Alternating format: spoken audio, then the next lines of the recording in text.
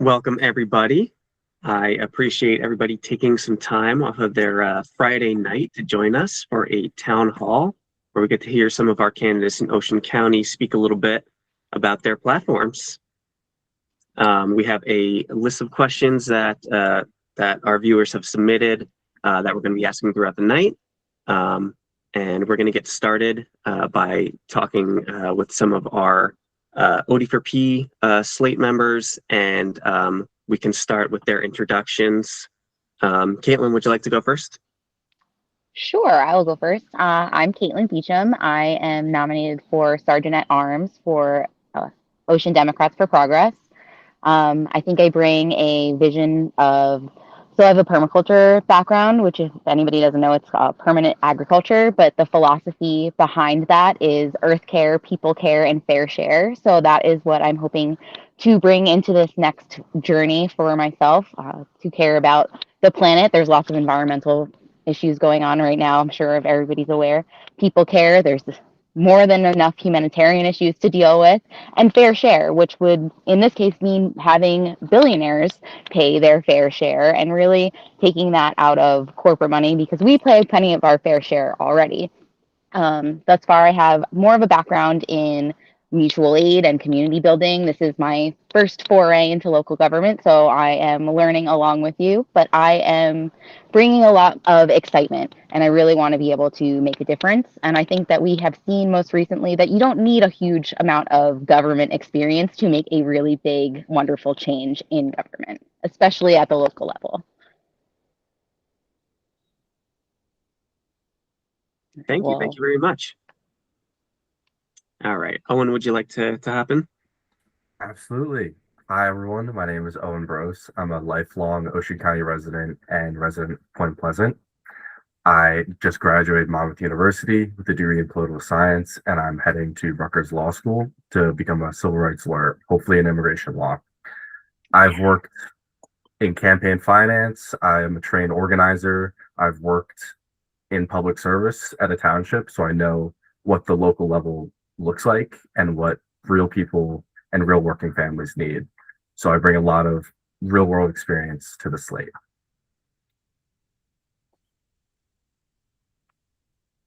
Thank you very much. All right, Pat, you're up next. And my dog barks the minute you say my name. I said, that's not right. I'm Pat Trotter. I live on Long Beach Island. It's our family home. We've had it since 1955. I've been permanently here 11 years. And I have an extensive background. I worked on Capitol Hill.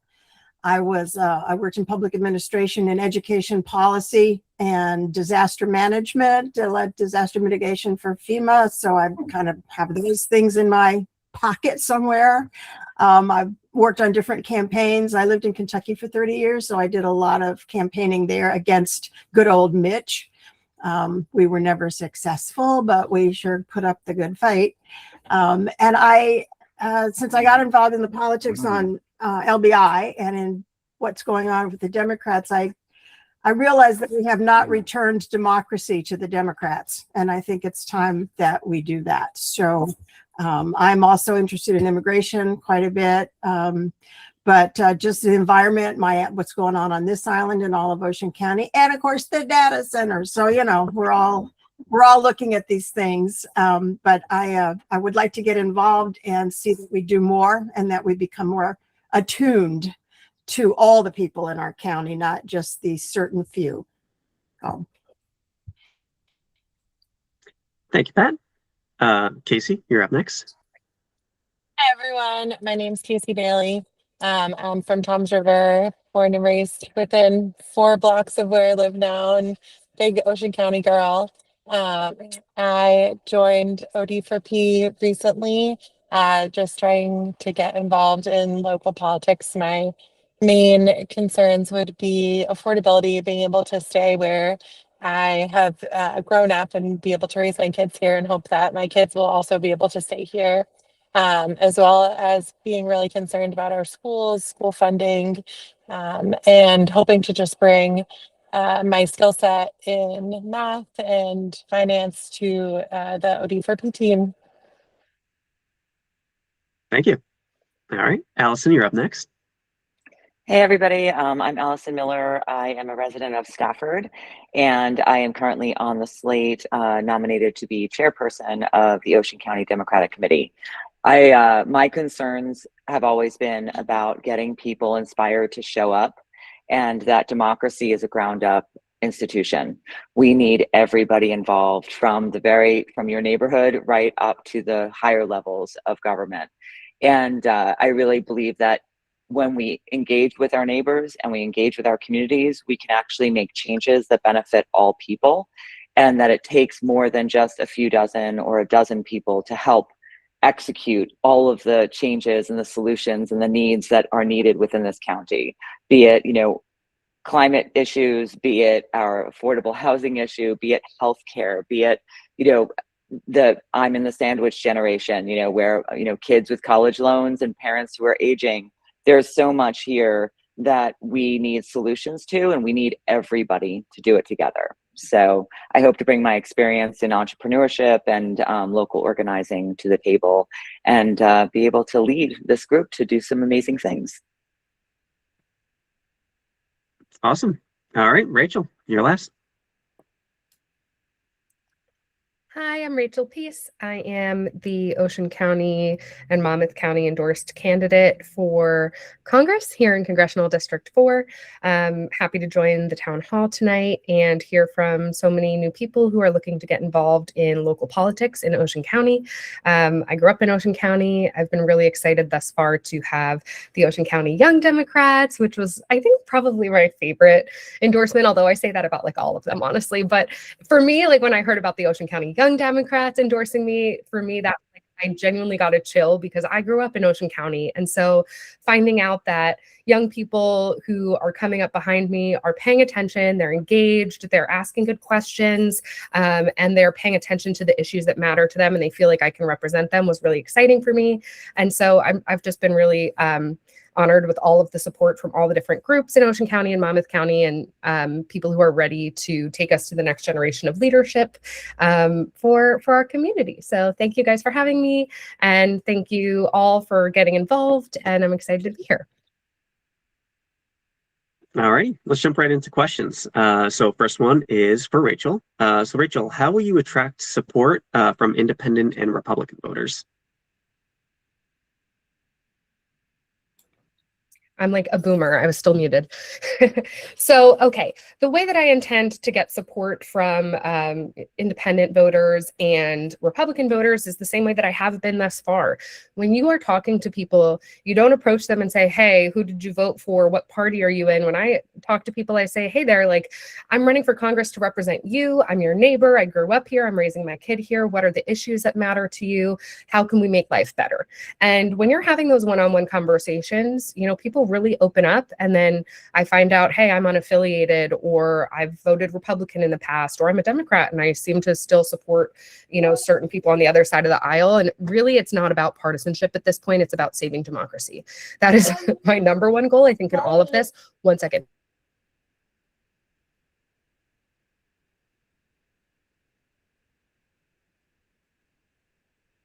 Never stop being a mom.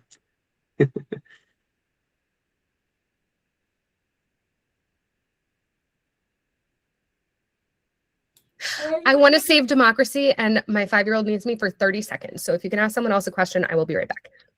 All righty.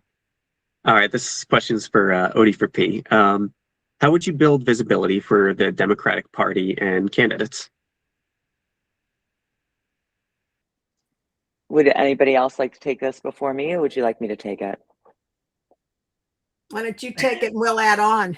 Awesome. Okay. I believe that the only way we build visibility amongst Democrats in Ocean County is by getting out there and visiting every single club meeting, not just a few clubs, all of the clubs, that the entire board is out there in the communities, that we're holding voter registration drives, that we're showing up at all of the events, that we're volunteering at different, whether it's fundraisers for different schools, or that we're showing up in the communities the same way we're showing up now, but with the purpose as leadership as the Ocean County Democratic Committee to help join Democrats not only into the voting process and bring them into the actual decision-making process for Ocean County Democrats, but to let them know, like, you matter and what you're doing matters.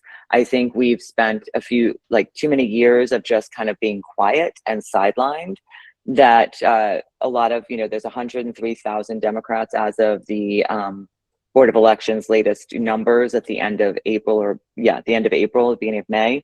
And that's 103,000 people that we could be bringing to the polls.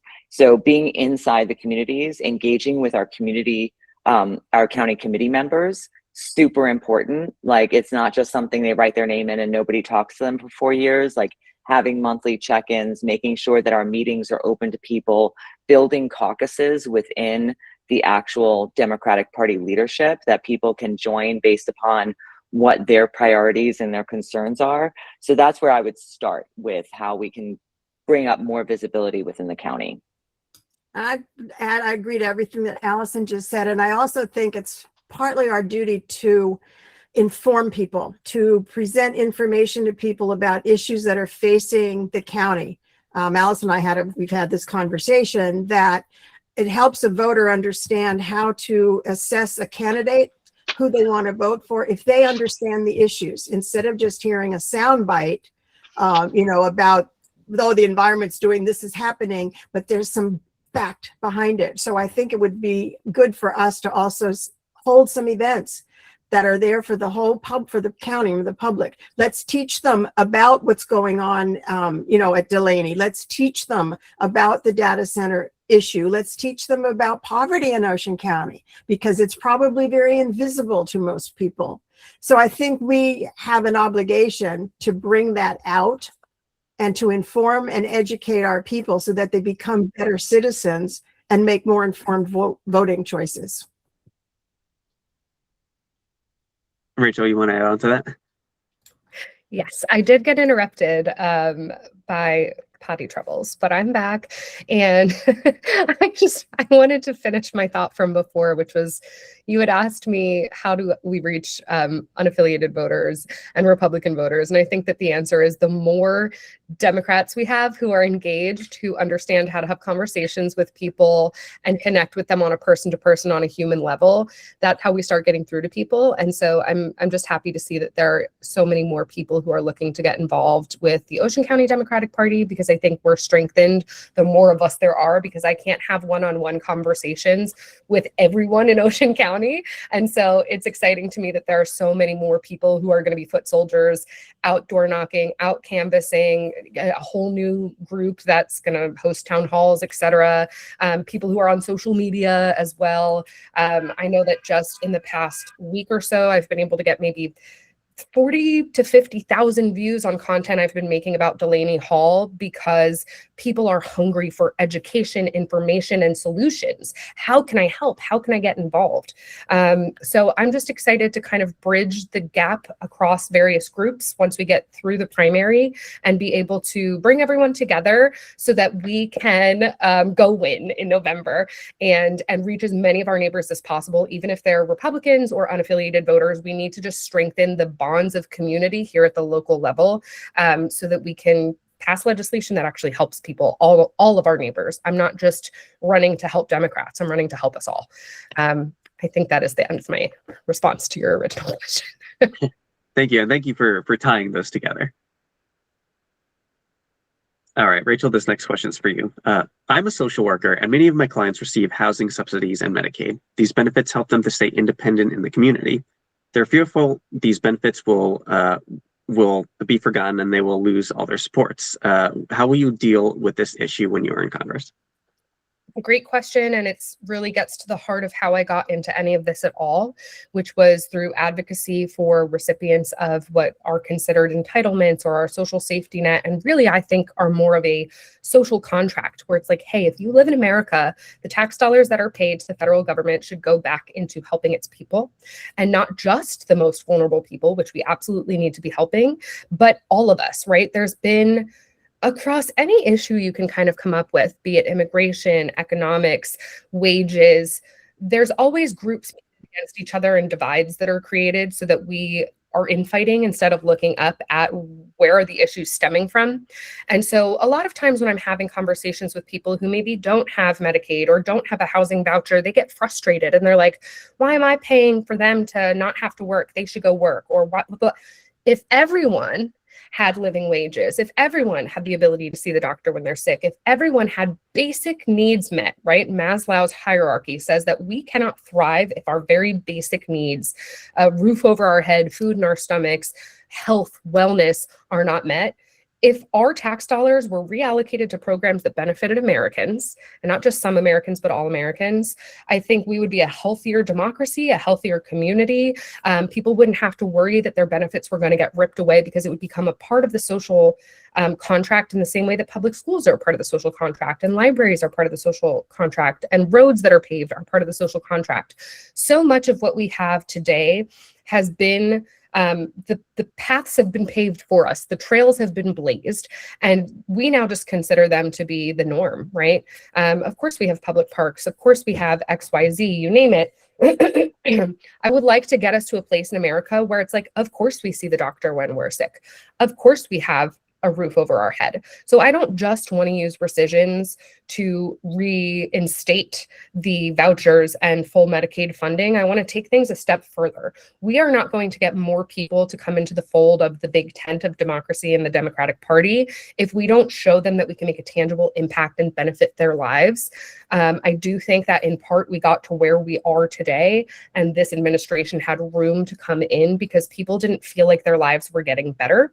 And maybe they were getting better, but it was not well communicated to them, or it didn't reach them across the echo chambers of social media and the algorithmic division that we've seen. So I think we need to A, strengthen what exists, reinstate funding for what exists, but then B, take it a step further and make sure everyone has access to the most critical and basic of needs that we should be able to cover as the wealthiest nation in the world.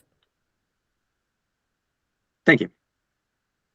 All right, next question for Odie for P. In 2025, nearly half the partisan races in Ocean County did not have a Democrat on the ballot. How do you foresee you can help fix this issue, and why is it important to have someone running in every race?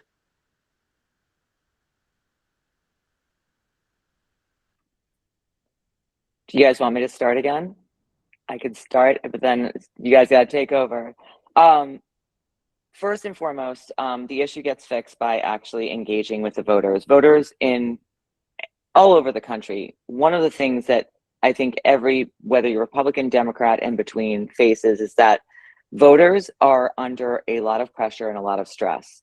And if you are asking them to do more work, to find information, to get involved, then they disengage because of housing is expensive, getting your kids to sports or dance or whatnot, getting parents to healthcare, whatever it is. If you're a student just trying to work and study, we need to be out there and engaging and meeting these people where they're at, potential candidates, which comes from your voting base.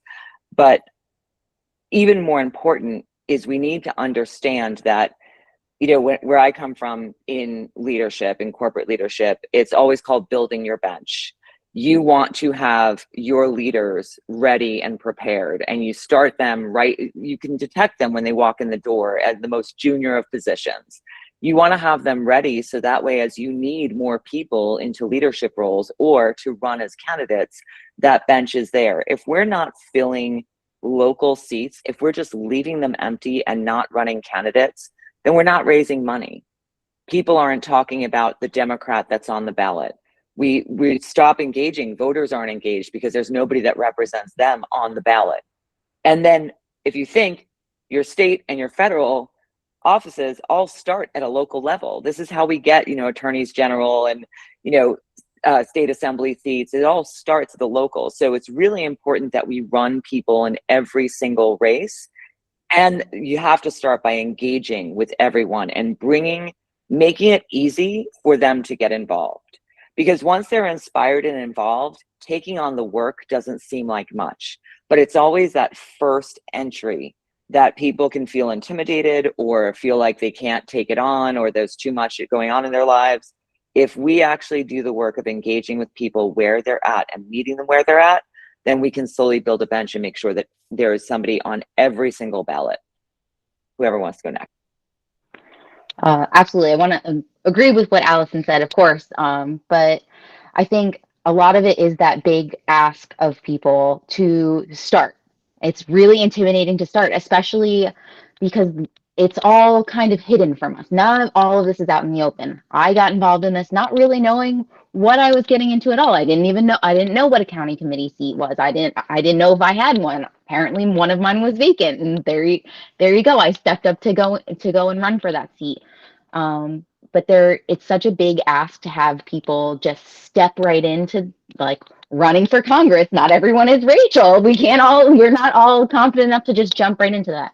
But I think at the local level, we are showing that it's not such a big jump as long as you are willing to represent your neighborhood. You can talk with your neighbors. You know what's going on in your neighborhood. You know what life is like living in Brick, in Toms River, in anywhere in Ocean County. You know what's going on there and what kind of obstacles your family is facing and your neighbors are facing.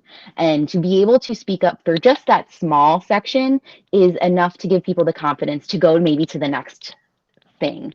And then maybe there are other people who can run for Congress like Rachel, but we don't all take that first jump. But these smaller steps more locally, I think, will build us to more people who are willing to be on the ballot throughout Ocean County. And that's really what we need representation, because if we're not even putting people on the ballot, no one will speak up for us. Can I chime in here? It's funny that you said, like, not everyone's just going to run for Congress. And like, I don't necessarily recommend just running for Congress, right? We're in a very particular moment in our country and in history where it was like, well, I'm not sure that we're going to have free and fair elections after this midterm election if we don't win. So this is like this calling that I'm just going to jump in and do it. But I always say, if I was not running for Congress right now, I would just be running for a county committee seat, because I think it's really where community is built, right? And I helped a friend of mine get her signatures in my neighborhood because I wasn't running for county committee here. And I was like, yeah, let me call my friend from the pool, call my neighbor, call a babysitter. And within 24 hours, we had a room of 10 people to sign and get her onto her ballot. And so I think that people probably aren't even aware that the county committee level exists.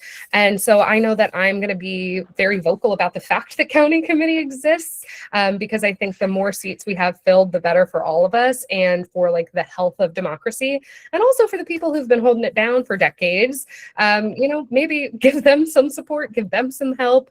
And if there have been gaps in resources or skills, I think that the more people come in, the more you discover like, oh, okay, maybe Kay is really good at graphics, and maybe Owen's really good at policy, and maybe Pat's really good at figuring out what's going on with FEMA. Like, everyone can bring something. I say that about my campaign. I say that about our volunteers. And I think that's true for county committee, that like the more people come on in, the more we discover who can plug any gaps. So I'm just excited that so many people are getting involved right now.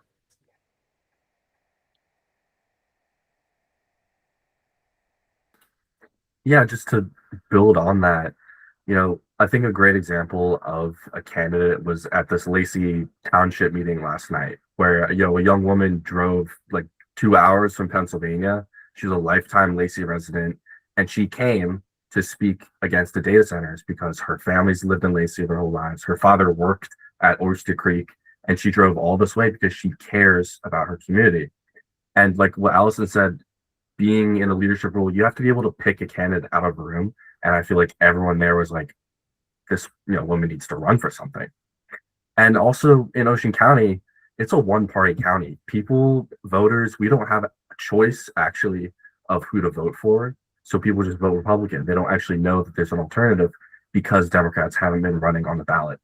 And that's really up to leadership to be able to find these candidates, to be able to screen them, and to be able to find people like that young woman in Lacey who truly care about their communities and just want the best. Thank y'all. Rachel, how do you plan to make the shore more affordable for union families? This is a very interesting question. So I think that I should probably talk to the unions because they've done a pretty good job of ensuring that we have, a weekend in America. They've led so many movements for us. And I know even just having been, at Delaney Hall this week, seeing the power of collective organizing and bargaining, like they have clear demands and they are not giving in until they're met, and seeing the power of their silhouettes in the windows and all of us outside in solidarity, standing with them in their strike and trying to bring attention to them in any way, shape, and form that we can. There is power in organizing. And so what I hope to do with this campaign is to organize on behalf of both union families at the shore and really all families at the shore, and single people and seniors and kids that are about to graduate high school or college. We all need a living wage, right? And at least here in New Jersey, our wages have increased. We have, over $15 minimum wage, but in other places around the country, they're still making $7.25, I believe, as a minimum wage. That is boggling. That is baffling. No one can survive on that in this economy, right? So I want to make sure that we get living wages for everyone in the nation. I want to make sure that we make it so that housing is accessible to people. And we can look at programs in other states where they have eliminated barriers to becoming a homeowner. I can't, unfortunately, bring a rent cap across the board in New Jersey on how much rent can increase. That's something that's decided on the municipal level. But again, I can do everything that I can through intergovernmental affairs to maybe have meetings with Mikey Sherrill and with mayors about, hey, how do we get housing under control? There's going to be a lot more housing coming online because they've just had a lot of builders remedy lawsuits and or agreements, zoning changes to help make more housing come online for people to access. We need to address energy costs, right? We need to connect more clean and green energy to the grid so that we're no longer dependent strictly on fossil fuels, which is also a geopolitical concern, right? Where there's risk when it comes to, are we now beholden to, be it Iran or Argentina or, Russia, wherever it may be that we're trying to now get oil from because it's been cut off from some other kind of conflict. We need to have our own independent ability to create energy, which brings down the prices for transportation. We need to build out public transportation. We need to go after massive corporations that are controlling the majority of our food and use our antitrust laws and strengthen and then actually enforce antitrust laws to make groceries more affordable. I think when you look at the cost of living for people, it's not like one issue here or one issue there. It's literally across the board. Every single system that we have to live within as Americans is designed to be impossible for us to escape from. Because to what Allison said earlier, if you're busy struggling just to survive, you're not paying any attention to what's going on, be it at the local level of government or the federal level of government.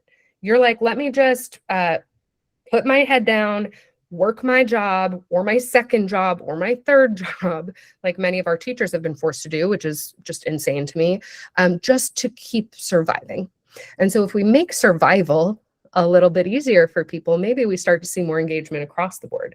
So I think the question was, how am I going to make life more affordable for union families? But I think the answer is like all of us need to work together to make life more affordable for all of us. And I would love to work with the unions for their expertise in organizing because I think it's essential. Thank you. So this question is for both campaigns.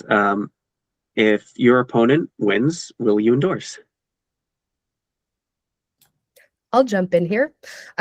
Yes, I think everyone on this call, everyone in any faction of Democratic parties and slates around Ocean County, Monmouth County, we all hopefully have the same goal, which is to get more Democrats elected and to preserve democracy and to make life better for ourselves and our neighbors.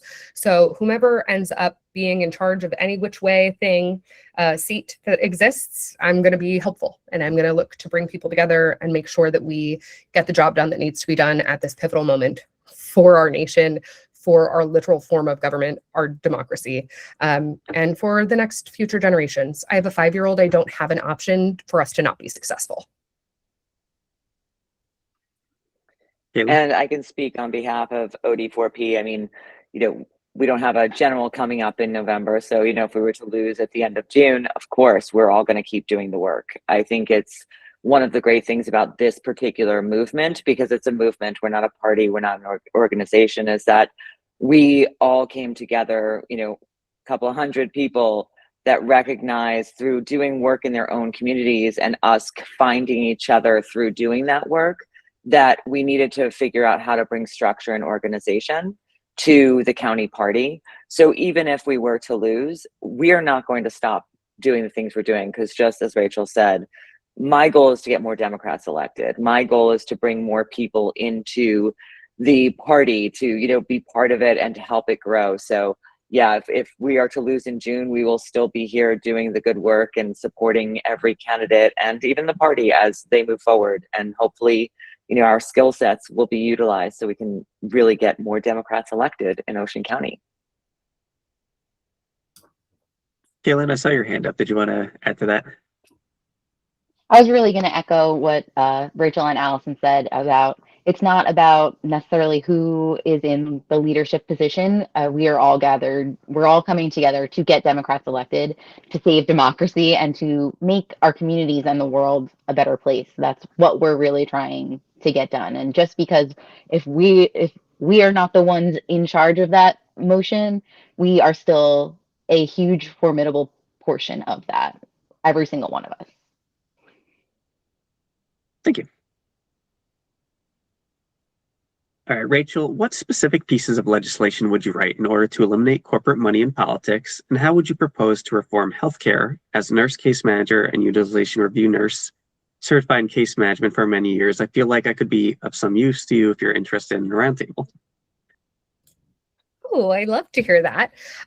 Okay, so the first portion of the question was what specific legislation would I propose to get big money, dark money, corporate money, all the bad monies out of politics. So I absolutely will back and support and full-throatedly call for a constitutional amendment to overturn Citizens United.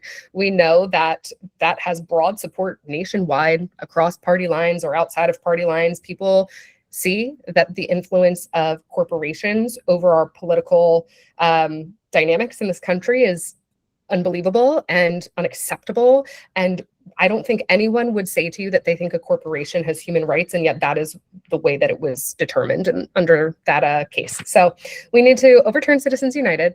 We need to, I would say, get rid of super PACs. I don't think super PACs are beneficial or useful. I would like to see a scaling down of how much money is required in order to run for public office, because it really and truly is a barrier to regular people running for office. I've said this before and I'll say it again. It really needs to go back to, okay, I want to be a public servant. I want to help people. How do I get enough money to get that message out, reach as many people as possible, organize, pay people wages for being on a campaign. And other than that, that's it. We don't need extra money to line people's pockets. We don't want money coming in that then makes people indebted to a particular lobby or PAC or corporation or special interest group. I am only beholden currently to my neighbors. We are entirely grassroots funded. Has it made it extra challenging? Yes, I would love to have more resources at our disposal to have the most effective campaign possible, but I refuse to, take money that's going to make me have to vote in a certain way if it doesn't benefit my constituents. So I want to see a way for us to get the big money out of politics, and that looks like overturning Citizens United, banning super PACs, creating more transparency, not less, in government. Transparency is really important, not just to who gets elected and who has access to getting into politics, but to people's faith in government and in the system. When we see, a large majority of Americans are not in either party. I think it's over 40% of American voters are unaffiliated, going on 50, and especially younger generations. We see a decline across the board of millennials, Gen Z, and I'm assuming Gen Alpha when they're of a voting age, not being as invested in either party. So if we want to start getting their buy-in, we need more transparency. We need to open the door for them to come in and be part of the process. And we need to introduce things like ranked choice voting, open primaries, so that people can participate without having to be beholden to a particular party. Because ultimately, we want more participation to make it a healthy democracy. So that's where I land on reforming the money issues with politics. And when it comes to healthcare and a potential roundtable, whomever submitted this question, absolutely. I love a good roundtable. I love talking about ideas and issues and solutions. I'm kind of terrible at small talk. I just want to talk about how to make things better. So let's definitely do that. And I would imagine that as someone who deals with this all the time, day in and day out as your job, you see how very messed up our system is. You see that insurance companies have the ability to deny care to people who need it and to override the decisions that their providers are making. We shouldn't have politicians in our doctor's office appointments with us, and we shouldn't have insurance companies saying that they know better than our physicians. So we need to change that. And I do think that when we look at other systems around the world, we see that it's been figured out elsewhere.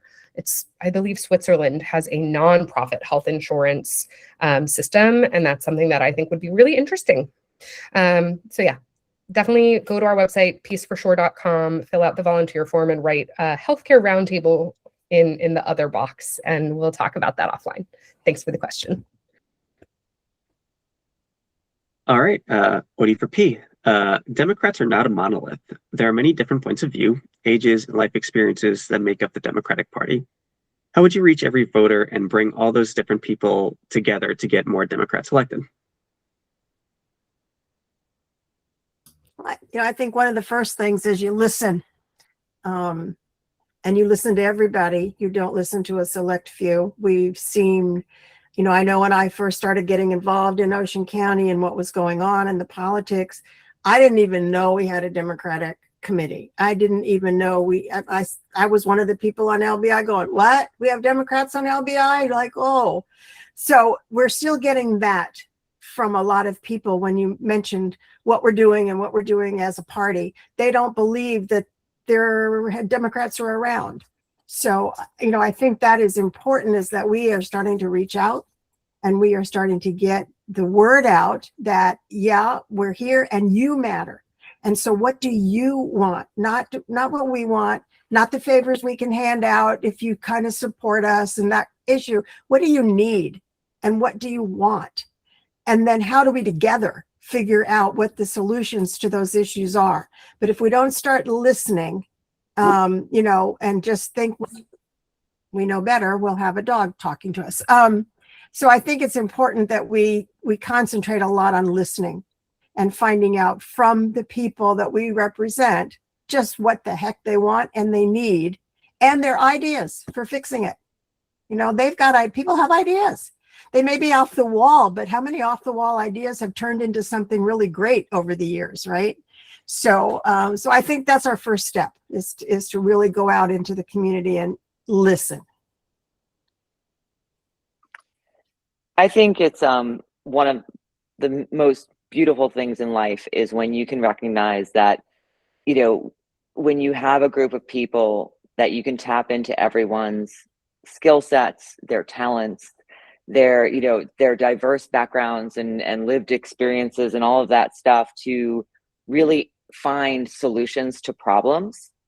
And, I myself consider myself to be a more progressive Democrat, but I recognize that there are moderate Democrats and, center left and full left that really have something to bring to the table, that every single one of us does have something to bring to the table. And when you can really value each and every one of those things, that's how you get to a place where you're finding the solutions that make it better for everybody in the community and not just a few. And I think that is where I would come from, where, I've been lucky enough to spend my entire life living in, amongst people who think differently than I do and live differently than I do and, are a different age than I am. And it's taught me time and again that every single one of us has something to bring to the table when you're facing the issue of solving politics in your own community and solving problems in your own community.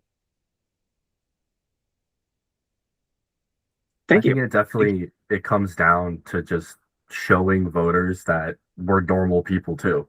I've worked at Target, I've worked at Jenkinson's making cheesesteaks. I've been in kitchens since I could work. I know what a rush feels like. I know what a double feels like. I know how hard people work for very little money. And again, it goes back to listening, but it also goes back to action. Democrats are known to just send a strongly worded letter. But, my friends they've been at Delaney Hall for 4 or 5 days now. My friends have gotten pepper sprayed right next to Andy Kim. It's just about action. And, we need to show people that, we're not all talk and that we want to listen to you, but we also want to help you help us make your life better. Awesome. All right. I'd also like to thank Caitlin for briefly having her dog on the screen there. That was delightful. Sorry, she was Rachel. going to be a nuisance. Rachel, now that hurricane season is here, what provisions do you think coastal residents should employ? How will you assure coastal communities they will not be left out in community planning efforts? So the language of this throws me a little. Provisions that they should employ. I'm not sure if the person was asking, like, should I stock up on water and like barricade my windows, or if they mean like what is at our disposal from a governmental levers perspective on how, as someone running for Congress, I'd be able to help. So, know your exit routes, have somewhere that you can go ideally, but obviously that is more of a privileged place to come from. Not everybody has somewhere to go. And I think that's part of why we need to ensure that we have not just reactions to flooding, hurricanes, extreme weather, fires, like we saw last year with the Jones Fire, but we need to proactively prepare and start building adaptation and resilience to what is just the reality that we're facing. New Jersey, of all of the states in the nation, is warming more rapidly than most. Obviously, here at the shore, we're exposed to flooding, hurricanes, etc.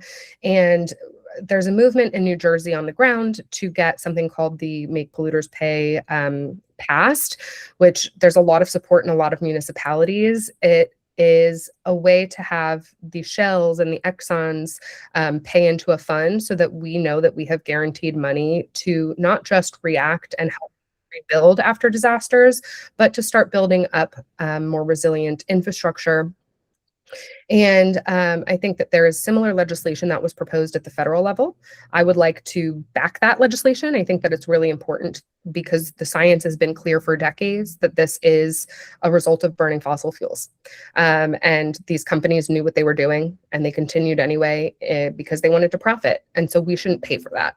I think that across the board, again, outside of any kind of partisanship, a lot of people feel the same way, that they should be paying at least in part, if not in full. And so it's really interesting to me currently, Ted Cruz in the Senate is trying to proactively get ahead of states' ability to pass legislation like this, which is unacceptable. And I think even Republicans would not really be happy about if they were aware of it, because they've always stood for states' rights and the federal government not treading on them. So we need to, make sure that we have the proper funding to prepare, to become resilient, to adapt. And that also looks like making sure that we can't get our FEMA funding ripped away from us because of decisions that change from administration to administration. So really codifying support for the state from our federal tax dollars. New Jersey is a donor state. We give more money to the federal government than we get back. So I think we need to start getting some of that back. And I will fight for that, because we do need to have funding available to us here at the shore, because we know that extreme weather is only increasing in frequency, intensity, and cost. And it shouldn't be on taxpayers to foot the bill twice by giving money to the federal government that doesn't come back to them, and then by paying out of pocket and by paying to insurers who are often predatory. So we also need to make it so that people at the shore can access, better access to flood insurance. Flood insurance is a huge expense for a lot of people. The federal government could be doing more and should be doing more. And right now, you kind of have to go through the county and a lot of administrative hurdles to get access to those kind of dollars. So we need to change that process, take away the bloat, make sure people can apply for that money directly as well. Thank you. This ties in a little bit to the question that Rachel was asked earlier about money in campaigns. So talking about more on the local level, so we know that money is necessary to all campaigns, but OD4P, how would you help increase the amount of funds raised, and how would you make sure the voters know where the money is going?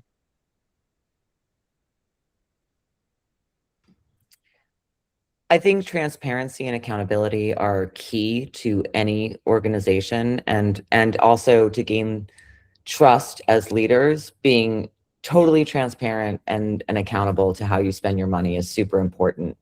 On the fundraising side, I think, one of the things that is glaringly missing is, and part of that is because of, this fractured and unstructured party that we have at the moment, is the fundraising capabilities. And, as I've been working, inside communities, through the Kamala campaign and then Cheryl campaign, I've noticed there are so many people who have the skill set and the willingness to go and host events and have creative ideas on how to raise money, but they're just not getting connected with the right people.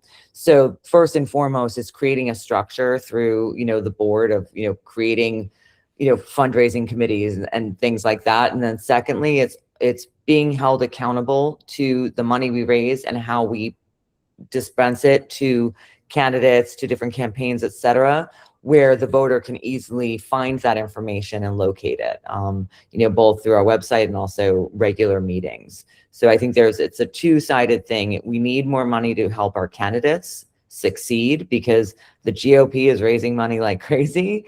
And we also need to make sure that our candidates trust us, and candidates, the voters, trust us with how we are spending that money, and that they know they can see where it's going.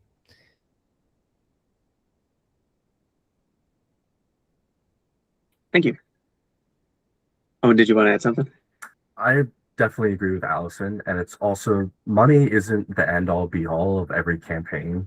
Campaigns need volunteers more than ever, and most often than not, they're volunteer campaigns. But money for ads and radios and just other kinds of lawn signs and stuff like that is definitely needed. But money isn't everything. But definitely transparency, having quarterly audits, making everything available online so people know where everything is coming from, is definitely a step in the right direction. Awesome.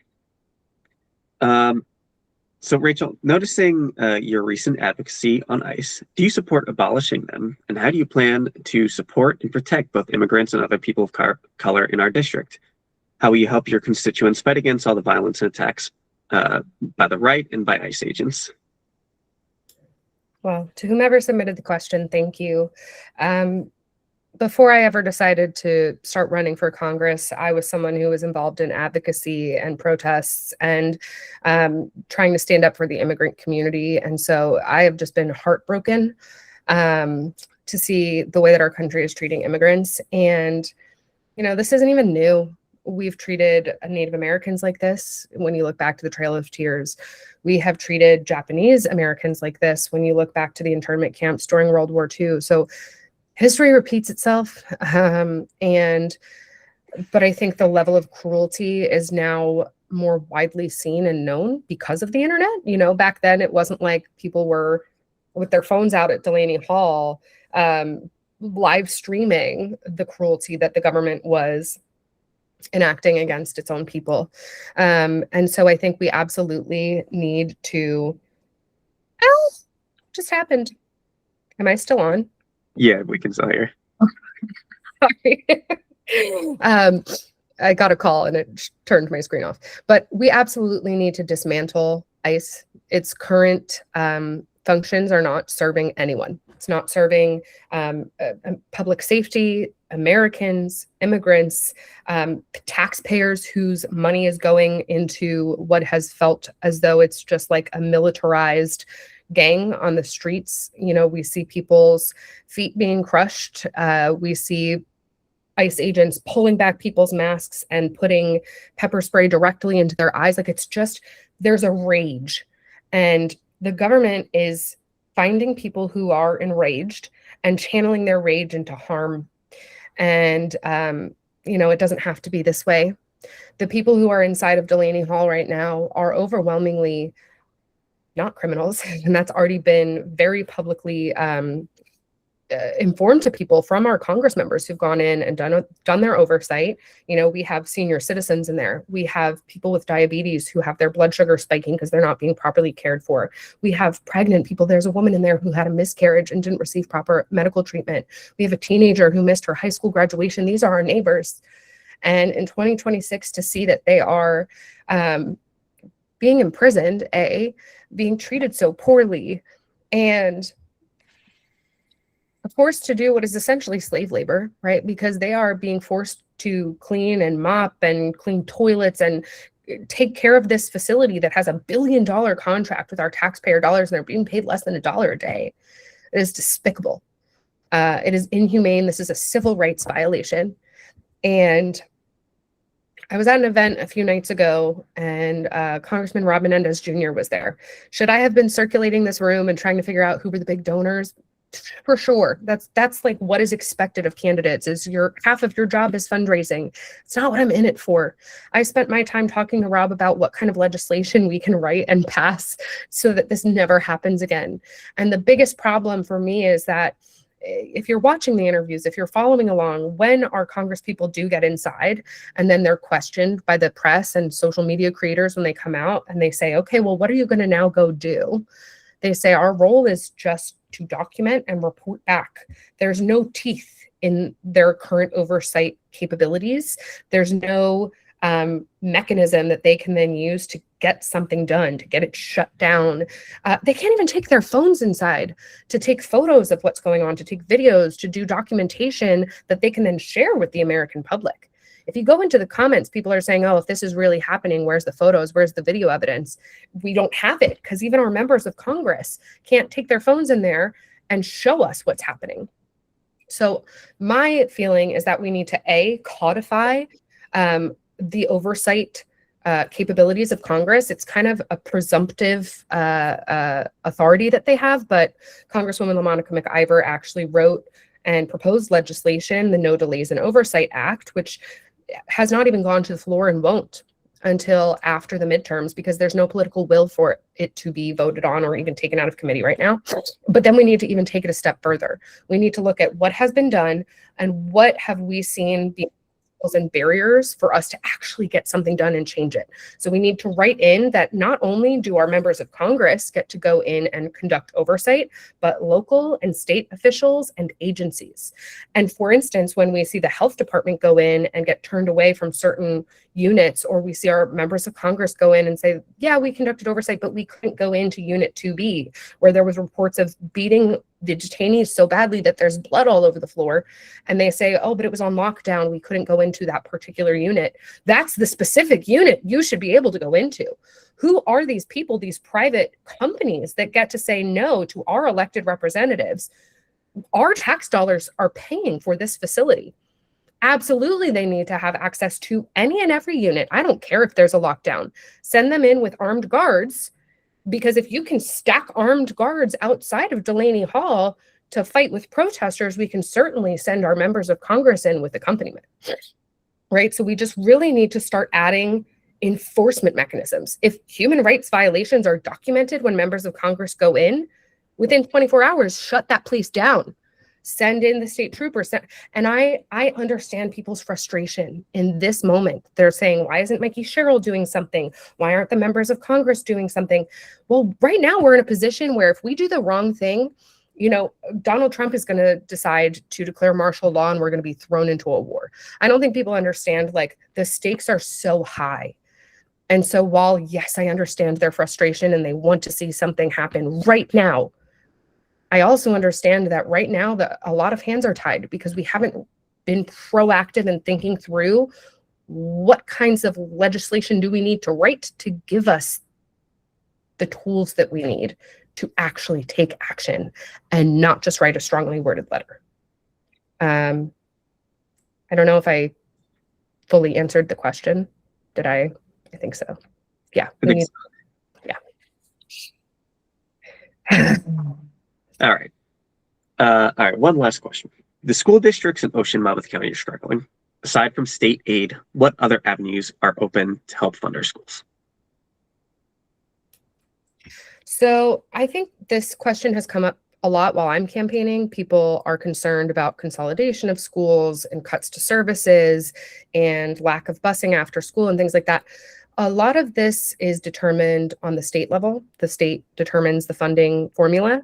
And so while I cannot really interfere in that, and I know that Mikey Sherrill's only in her first year as governor, and she's working to figure out how to balance that funding model so that certain schools don't have more and others have less. What we can do at the federal level is the federal government guaranteed we were going to cover, I believe it is around 40% of services for children with disabilities. And the federal government does not cover 40% of those services. They cover anywhere from, I think it's between 12 and 15%.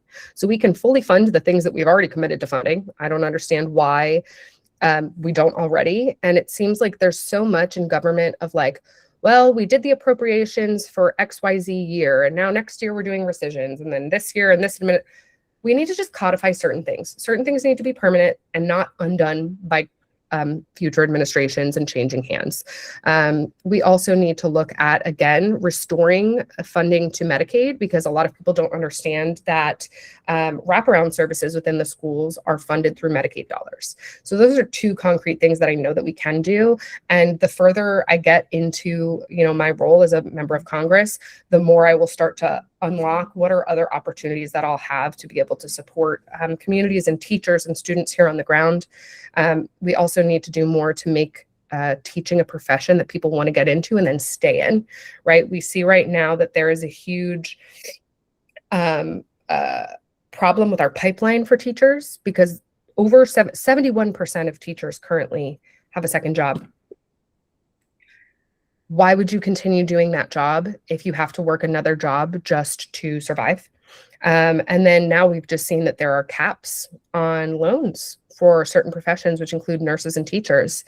And so if there is already a huge crisis in these industries and not enough people in them and people atrophying out of them, we need to look at making it potentially free to go to school for those professions. I mean, if we can do it with the GI Bill, if we can do it for the military, we can certainly do it for our healthcare heroes and our teachers who are performing a service that is for the whole of society and our economy. We need an educated populace, and we need to give our kids the best. Thank you. Rachel, if I could throw into that too for when you win and you're up there. I was reading that some of the problems with all of this consolidation and redistricting is the cost of healthcare. The cost of healthcare has skyrocketed so much for school districts that there are districts where they're not even offering, family plans. It's only just for the teacher because they can't afford it. And I think if we can find a way at the federal level to keep pushing for some sort of healthcare assistance, I'm all for the universal healthcare, but, any way that we can help our education system and our educators get the healthcare they need, without it breaking the bank. Again, health insurance companies making too much money.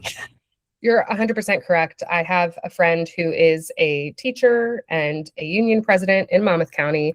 And recently I asked if she wanted to come with me to some sort of political event, and she was going to her union meeting where they were talking about the changes to their healthcare, because you're right, it is one of the biggest issues right now in all of the school districts is being able to fund the teachers' healthcare. So, I mean, even when we saw nurses striking in New York City, one of their biggest demands was their guarantee of their healthcare policy not being cut.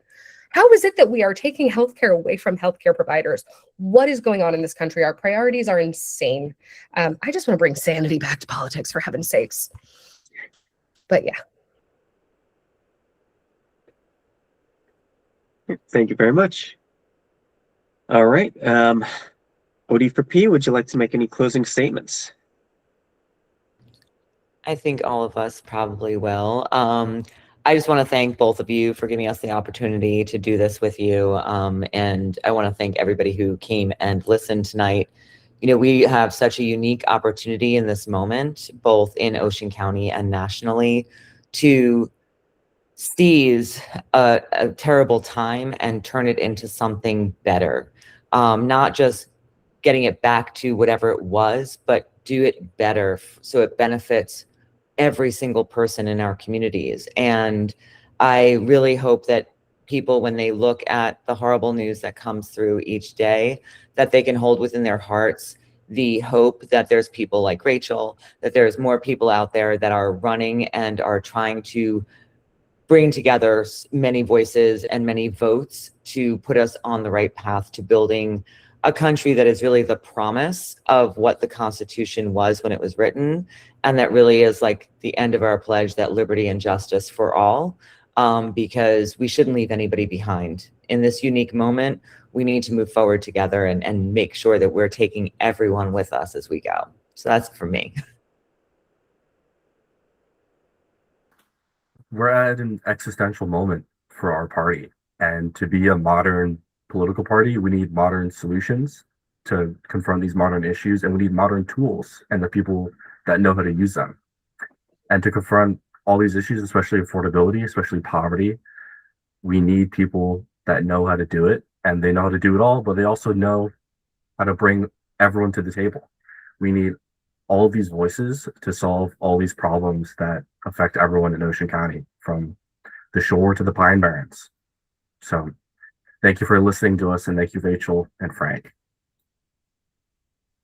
I'd like to, echo what Owen said, is that we know within our party and within the county, we have a multitude of talent. There are so many people out there with so many skills that would be quite interested in joining and helping us solve some of the problems. And so I think that's one of the goals that we have, is to broaden this base, is to broaden the Democratic Committee in Ocean County so that we can tap in to these resources that we have, to these amazing people that live in this county. We've got, especially where I live, they're all like a lot of retired people.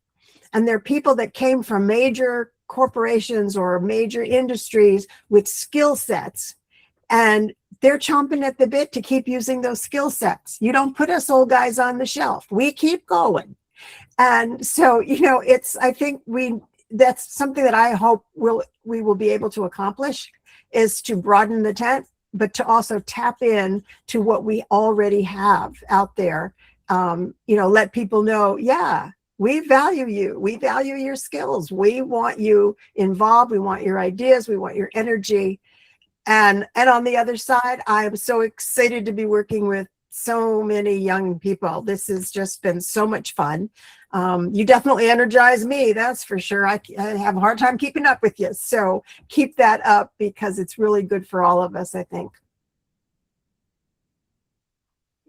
Yeah, I think we're in a moment in our history where we're seeing this growing movement of solidarity between people. And I think that this is not only something that we can and should capitalize on, because it's what's going to improve the future for all of us working together, but it's something that's going to lead us in the right direction. And there's so many people right now who are just tired of the corruption, of the same old in politics, and we really do need some new leaders. And this solidarity and this groundswell that we have right now is such an advantage to us, to get people back behind, not just behind the Democratic Party in general. If we can put new people at the forefront, new voices, and that doesn't necessarily just mean young voices, it just means new voices with new ideas, that is going to give other people the trust in something new happening. The last 20, 30, 40 years of government, it has been so much of, this is the way things are done. And it's time to do things the right way, not just the way things have always been done. And just to add on to that, I want every person that is running for county committee, or is thinking about writing themselves in for county committee, or thinking about running for town council or another position within your municipality. Government isn't about other people. It's about you. You are your government. You are your democracy. So if there's anything you can take from this call tonight, it's that there are skill sets, my skill sets from my years of leadership and volunteer and organizational work.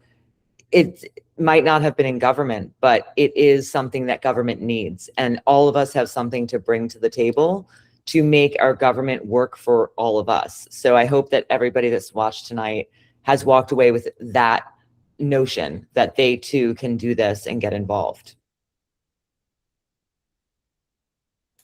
Thank you, Rachel. Wow. Well, yeah. I mean, I think that this is a message that I think is applicable across sectors, right? The private sector, whether you're working at a company, the social sector, if you work in a nonprofit, or now the public sector, now that I've involved myself in the political world, is what are your soft skills, right? Like, what is the thing that's transferable? And people have asked me this a lot when I'm campaigning. They're like, and what makes you someone who's qualified to run for Congress? And while I do make my little tongue-in-cheek comment of like, well, you know, the head of the WWE is running our Department of Education, so the bar's on the floor. I do think it's that, hey, like, I love to connect with people. I love to talk to people. I love to dive deeply into issues and figure out what could the solutions be. And I love to educate, right? Like, even before I started doing any of this, I liked to make social media content to help people understand, you know, what was going on in the world. And I'll continue doing that whether I win or lose. I will even do that for John Blake if John Blake ends up winning the primary. I will do that for any slate membership that ends up, you know, being in charge of things, because ultimately all of us have a skill that we can contribute, and all of us have the same goal, and all of us share the same values. And I think there are people who share our values who aren't currently in the Democratic Party, who, if they understood what the Democratic Party could be with their involvement, might decide to get involved. So I support what everyone is doing and choosing to step up and figure out what are their soft skills that they can bring to the table and contribute to this movement in this moment. I think that for me, when I chose to run, I was a little afraid. And then I said, do I want to allow fear to keep me from stepping into this? Or do I want to look back at the end of my life and know that I had no regrets, and that at a moment when my community needed me, my country needed me, I did the thing, right? And I set an example for my child, and I said, hey, we can do hard things.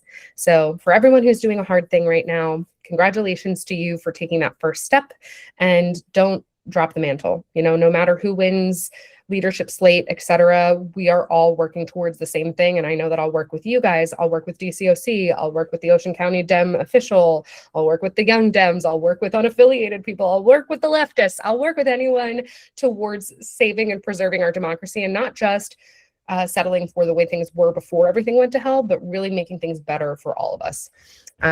So thank you guys so much for what you're doing, and I look forward to continuing to collaborate.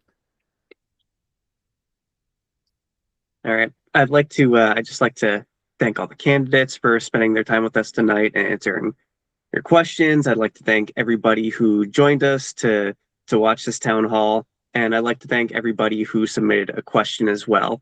If you have any additional questions, I know that both campaigns are happy to answer. Please reach out, and we will get back to you.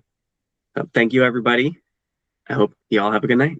Visit peaceforsure.com/volunteer or donate.